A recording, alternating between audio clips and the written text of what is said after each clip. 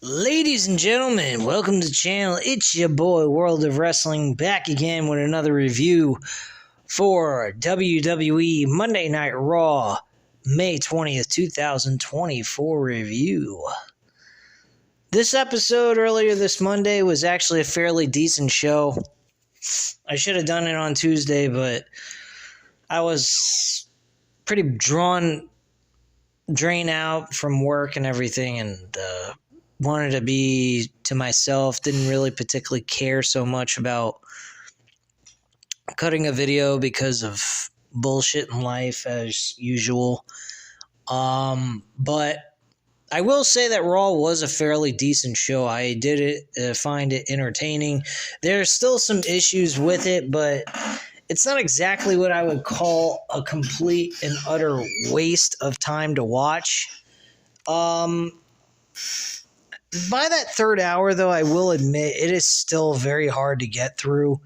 I honestly don't like the 3-hour Monday Night Raws because it's dragged out. I think it also drains out creative in a sense because they don't really. That third hour hits, it really, outside the main event of the third hour, the rest of the third hour is just shit. It's kind of a downer. It's nothing to it. It's nothing to really pay attention to until the main event. When Vince had control of it, the third hour was just utterly complete shit.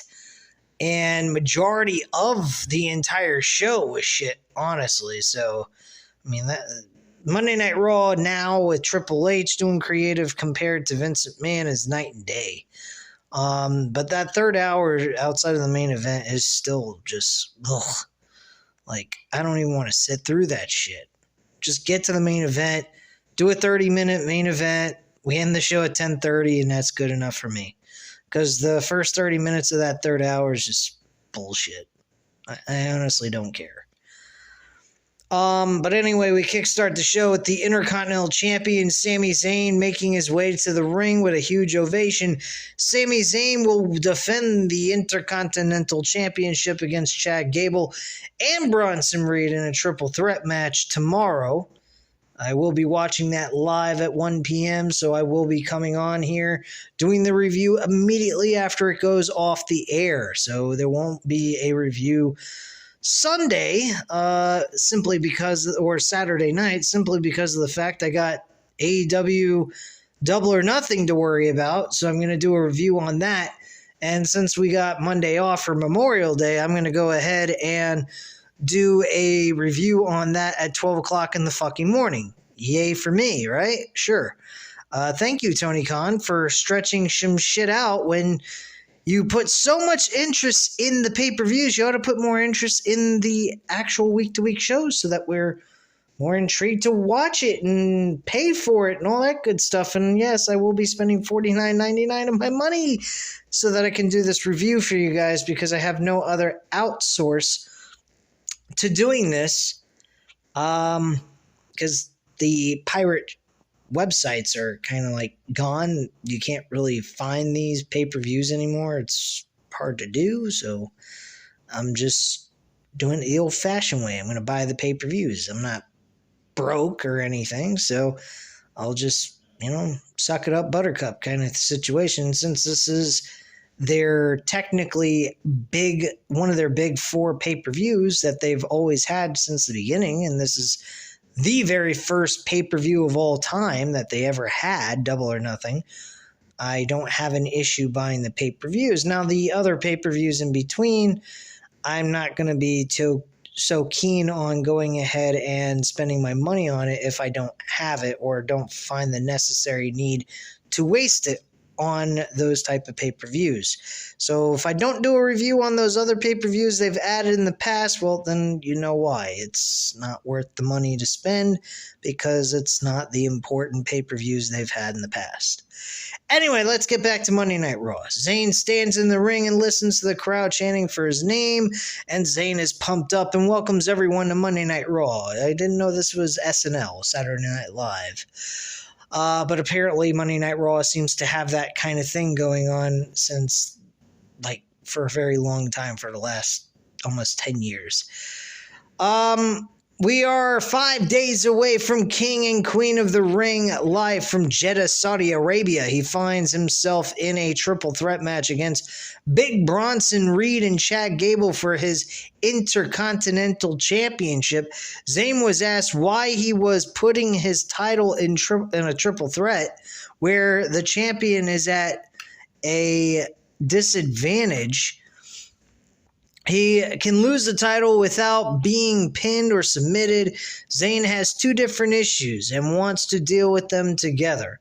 On the one hand, there is a very personal issue with Chad Gable. You don't German suplex a man out of his wife's arms in his hometown in front of his 78-year-old father and not expect anything to happen.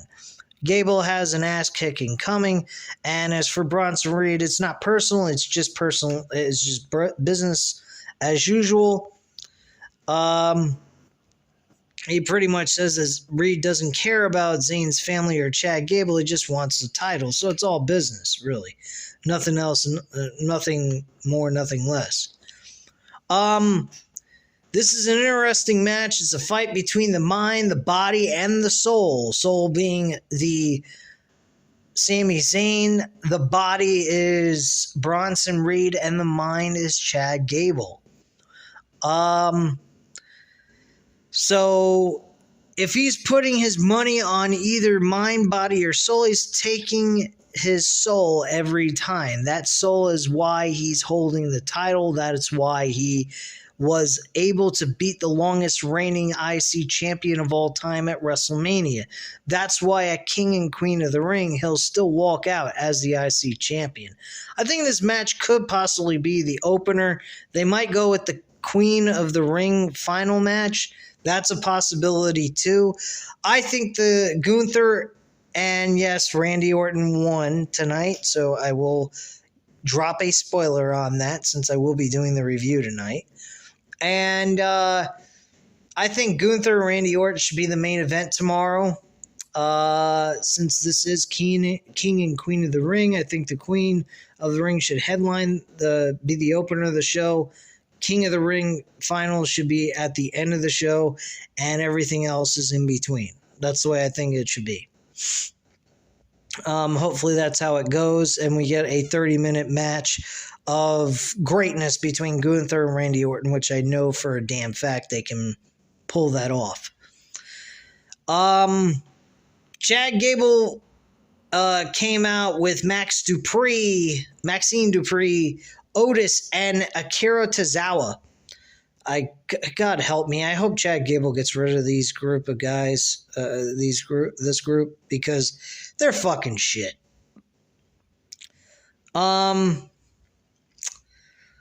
The Creed brothers, I saw him talking backstage with them later on in the show. I think he should be teamed with them. They should be the new Alpha Academy. Them being a tag team, him being the leader of the group, and him being a solo act with those two guys with him. I think that would be an outstanding idea, and I think that would help out. That would be very beneficial. I see Chad Gable as the new Kurt Angle of modern day wrestling. So, yeah, I think he definitely needs a huge push. I think at SummerSlam, Chad Gable needs to become the new Intercontinental Champion against Sami Zayn, and then Sami Zayn works his way back into a World Championship opportunity. That's what I think should happen. So that's just my viewpoint on that. Gunther, I think he's going to win King of the Ring. It was announced today that the winner of the King of the Ring match will go ahead and face their brand champion at SummerSlam for their World Championship. So Gunther winning and then Damian Priest facing Gunther at SummerSlam, I'm all for it. I want to see that match take place. And I want to see Gunther take the title from Damian Priest. I think Damian Priest losing to Gunther is no setback. I don't think that's a downgrade for him or being, buried in any way. I just see him as a guy that He could definitely, he's going to do a lot with that title. I think at SummerSlam, Zayn loses the championship to Chad Gable. Chad Gable goes on carrying the IC title throughout the fall and winter. And I think Sami Zayn should win the Royal Rumble and face Gunther at WrestleMania. That's what I think should happen. We got Rock and Roman, and Cody Rhodes at SummerSlam. Then we got Rock and Roman at WrestleMania. Cody can find a new challenger for his championship at WrestleMania. And there you go. Problem solved. Voila. There's your WrestleManias. Booyah. Have a nice day. Anyway, let's move on with this fucking review. Did he manipulate Zayn?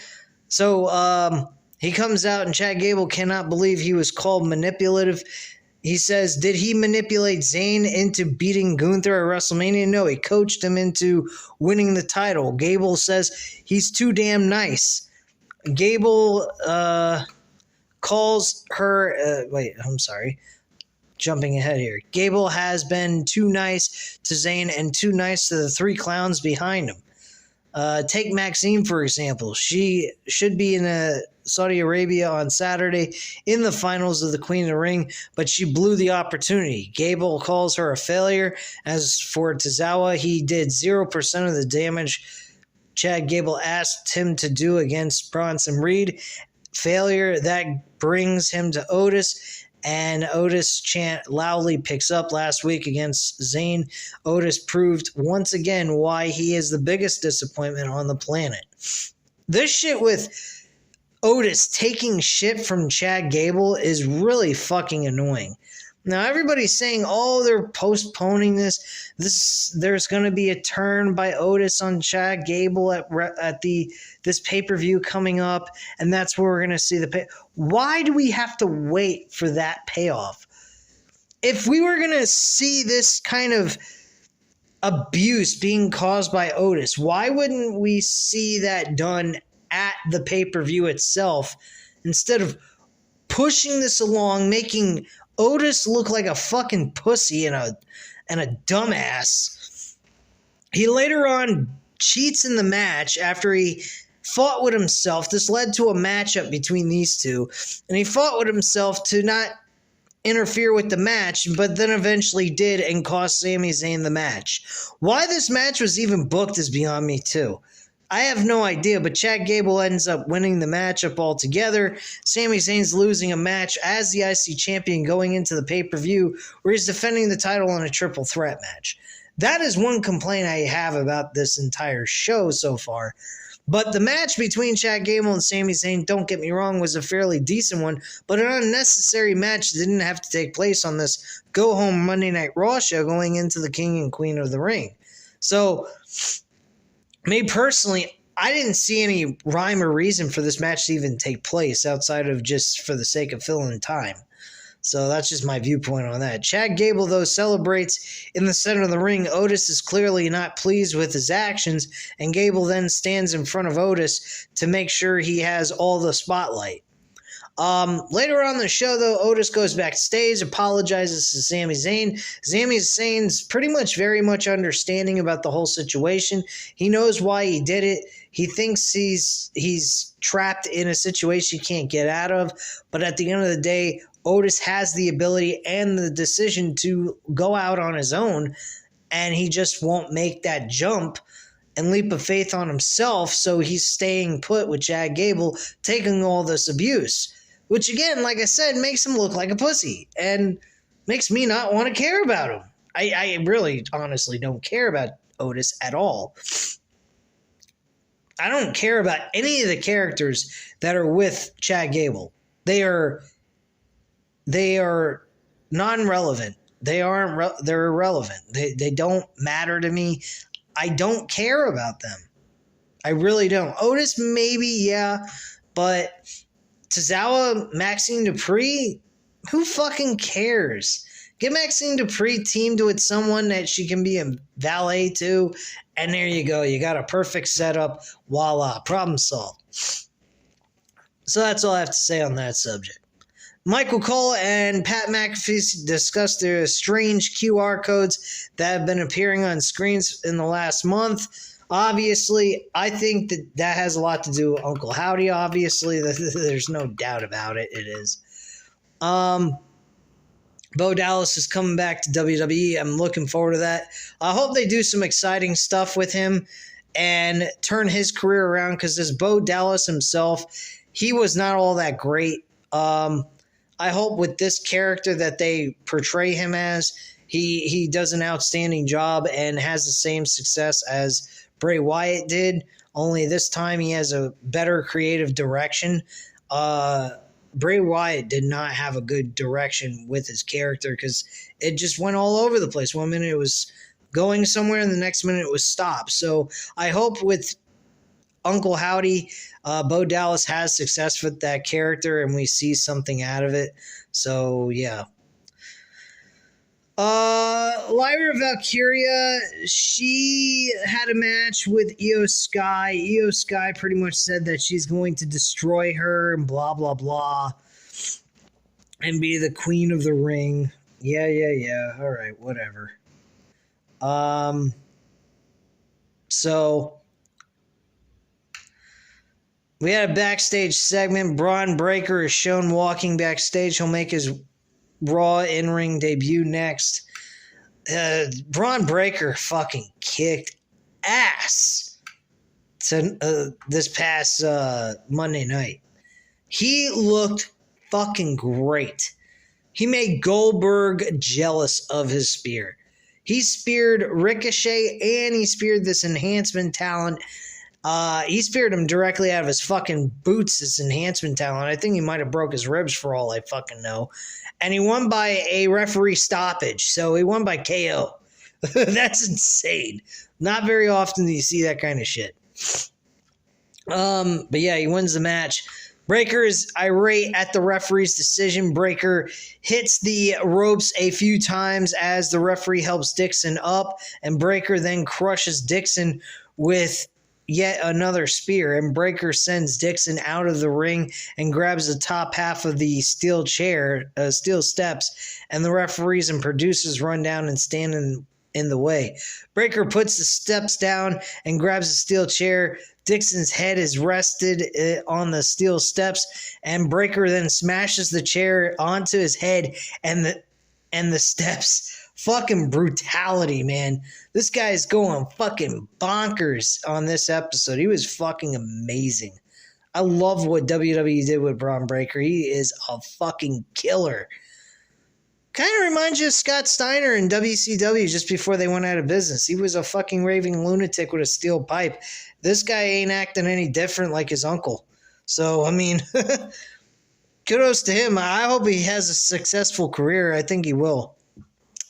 GM Adam Pearce cannot believe what he is seeing. EMT run a stretcher down to the ringside, and yada yada yada. Okay, good. Backstage segment. EMTs are bringing the enhancement talent to the ambulance via stretcher.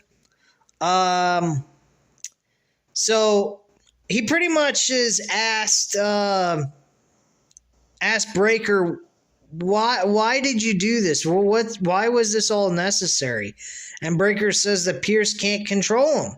Pearce didn't book him in the King of the Ring, so he's pissed. That's on Pearce. And Breaker walks off, and Dixon is loaded into the ambulance. That's the enhancement talent. And Pearce shouts for the ambulance to get moving. So yeah.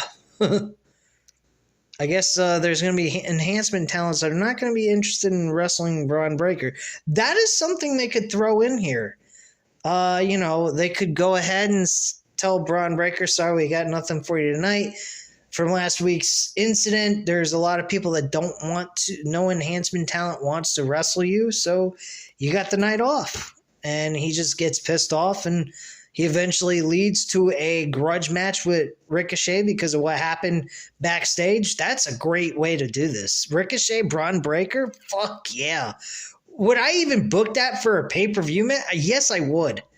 I would most definitely give Braun Breaker the opener of a fucking pay-per-view with Ricochet and have these two tear the shit out of each other. Bring the fucking house down and use that young talent to show the WWE audience that this is the new talent we should be looking and focusing on as the future of this WWE roster and this business. I honestly think that's the right direction to go. But that's just my viewpoint. Anyway, Lyra Valkyria has a match. No one fucking gives a shit. I mean, I'm not a fan of Lyra Valkyria. I see no character in her. I do see like the old school Becky Lynch when she first started. I didn't really care for Becky Lynch until she became the man gimmick. So honestly, I think that might be the case with Lyra Valkyria, or she just might fizzle out for all I know. She had a good match with Io Sky. Don't get me wrong. This finals Raw side was decent, and it wasn't bad, but I just don't care for Valkyria. She's not somebody I'm intrigued by. I don't find her super exciting. Do I think she's a decent wrestler? Absolutely. I don't think she's bad at all, but her gimmick is just, who cares? There's nothing behind it. I honestly don't give a shit. So Io Sky loses and is in disbelief that she lost the match. Valkyria will face the winner of Bianca versus Nia Jax this Saturday at King and the Queen of the Ring. Jackie Redmond gets in the ring to congratulate Lyra Valkyria. Io Sky runs up and yells at her in Japanese before storming off.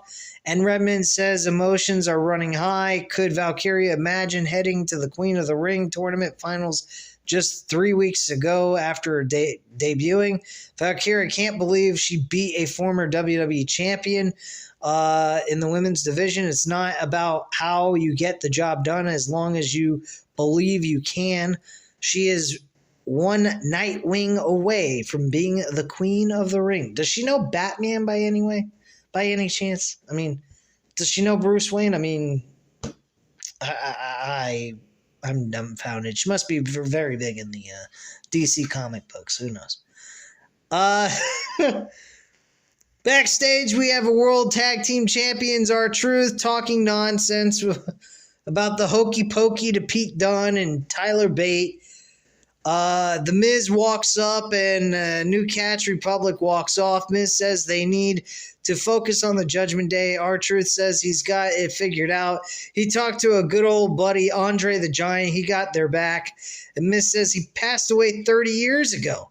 How the hell is he going to help us? R-Truth is confused before saying, trust me. The Miz says they could use Andre the Giant in spirit tonight. And R-Truth asks who he is talking to. Oh, God. What a fucking retard. I gotta admit, the R-Truth needs to be a more serious character. This comedic side is getting old very fast. I'd like to see him be more serious, honestly. Kayla Braxton's backstage with Ilya Dragunov. Dragunov is unhappy about losing the King of the Ring quarterfinals. There is no shame in losing to a man who refers to himself as the main event. His opponent is the person who sets the bar. You need to break yourself to beat him. He's talking about Gunther. And Ricochet walks up to Dragunov and says they set the bar really high. Just because Dragunov got the best of him once, it's not over by a long shot. All of a sudden, Braun Breaker spears Ricochet through a road crate, and Breaker stands over him as referees run over to help. I loved it. Fucking loved it. Brutality at its finest.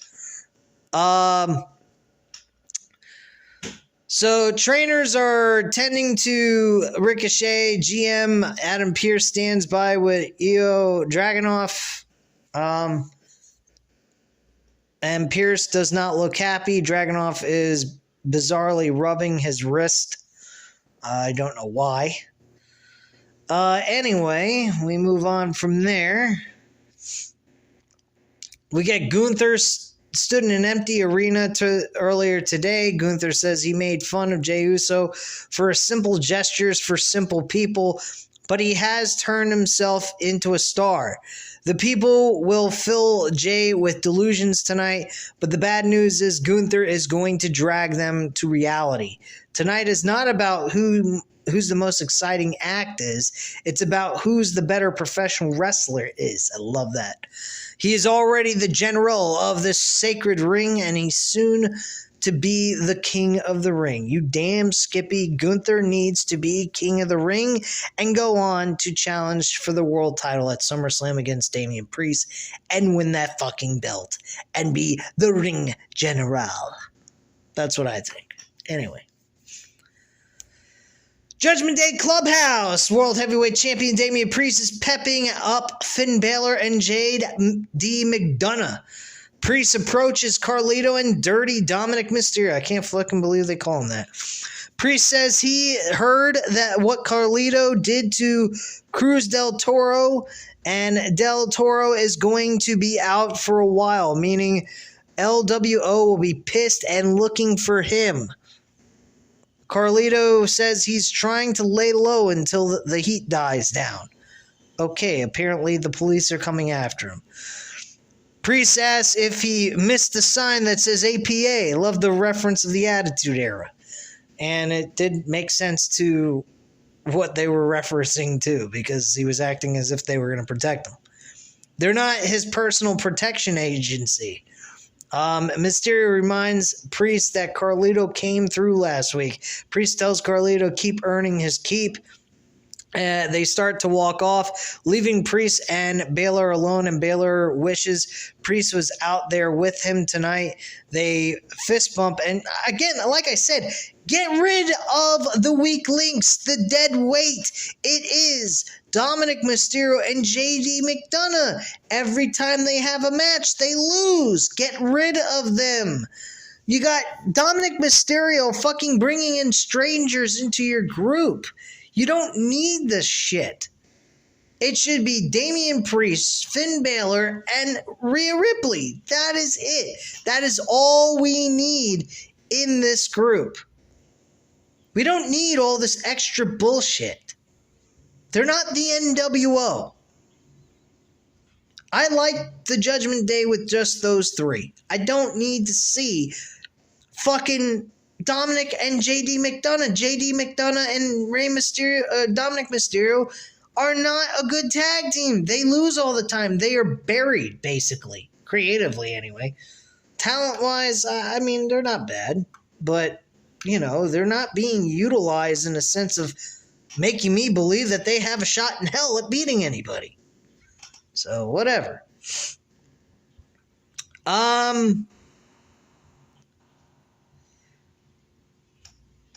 Carlito asked Priest if he saw the new New York Knicks game. Oh, that's a great way to keep your keeps in the Judgment Day, by talking to a man who's from Brooklyn, New York, and saying that his New York team lost in the fucking NBA playoffs. That really pissed me off, too.